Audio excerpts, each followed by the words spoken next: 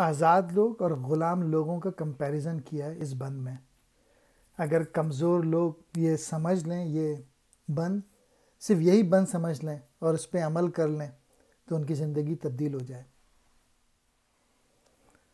آزاد کی رگ سخت ہے مانند رگ سنگ، محکوم کی رگ نرم ہے مانند رگ تاک.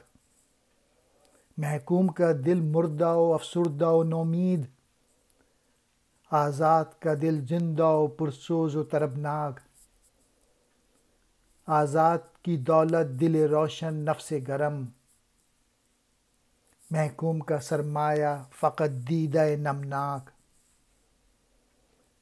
محکوم ہے بیگانہ اخلاص و مروت، ہر چند کے منطق کی دلیلوں میں ہے چالاک. ممکن نہیں محکوم ہو آزاد کا ہمدوش، وہ بندہ افلاک ہے یہ خواجہ افلاک. جو آزاد لوگ ہوتے ہیں وہ رگ سنگ کی طرح ہوتے ہیں، یعنی پتھر کی طرح ہوتے ہیں. جو غلام لوگ ہوتے ہیں، جو کمزور لوگ ہوتے ہیں، وہ مانند رگ تاک یعنی انگور کی بیل کی طرح نرم شاخ، انہیں کوئی بھی کچل سکتا ہے. محکوم جو غلام لوگ ہوتے ہیں ان کا دل مردہ ہوتا ہے، افسردہ، نا امیدی ہوتی ہے. اور جو آزاد ہوتے ہیں وہ زندہ لوگ ہوتے ہیں، ان میں پیشن ہوتا ہے، عشق ہوتا ہے. آزاد لوگوں کی جو دولت ہے روشن دل، نفس گرم، یعنی عشق موجود ہوتا ہے ان میں. جو محکوم لوگ ہوتے ہیں ان کی آنکھوں میں آنسو رہتا ہے. اور جو محکوم ہوتے ہیں وہ بیگانہ ہوتے ہیں، کس سے؟ اخلاص و مروت سے، یعنی محبت اور لحاظ ان میں موجود نہیں ہوتا.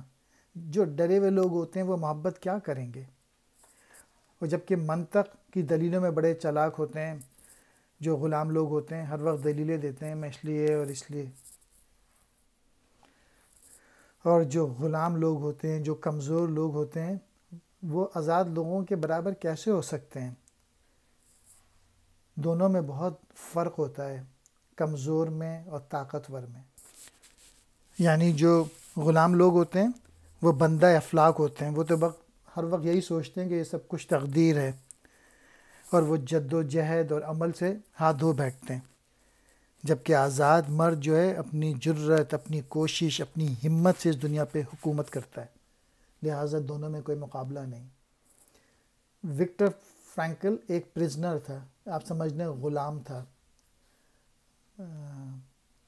نازیز میں، اور وہ اس کو ننگا کر کے مار رہے تھے. اس کی بیوی کو مار دیا تھا جو کہ پریگننٹ تھی، اس کے بہن بھائیوں کو، اماں ابا کو.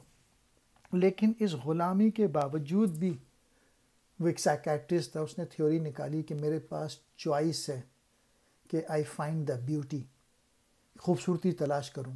جب اس کو یہ کہنے کا یہ لاسٹ آف ہیومن فریڈم ہے کہ مجھے خوبصورتی تلاش کرنی ہے. جب اسے گندے پانی میں مچھلی کا سر دیتے تھے پینے کے لیے جو کہ آتا تھا، تو وہ اس میں بھی خوبصورتی تلاش کرتا تھا. میسج یہ ہے کہ ہمارے پاس ہمیشہ چوائس ہوتی ہے کہ کس طریقے سے آزادی کے ساتھ آپ کو سب کچھ بھی چھین لیا جائے تب بھی آزادی موجود ہے. You have a choice. اور کمزور لوگوں کو آہستہ آہستہ اپنی آپ کو اسٹرانگ کرنا چاہیے، اور مختلف طریقے ہیں، اپنے اوپر بلیف کر کے، کتابیں پڑھ کے، علم حاصل کر کے، اپنے آپ کو ڈیولپ کر کے.